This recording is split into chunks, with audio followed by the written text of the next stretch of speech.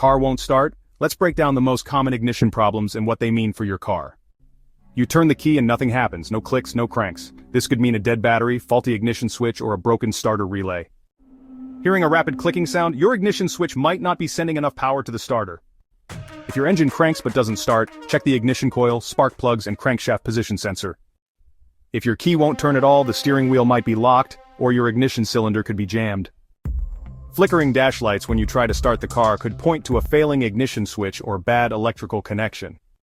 If your car starts but dies right away, the ignition switch could be cutting off power to the fuel or ignition system. Smell something burning or feel heat near the ignition? Stop immediately. This could be a short circuit or melted ignition components. Always start by checking your battery and fuses.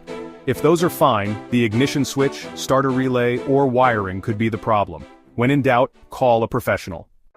Got it? Save this video so you're ready when your car acts up again. Follow for more car care tips.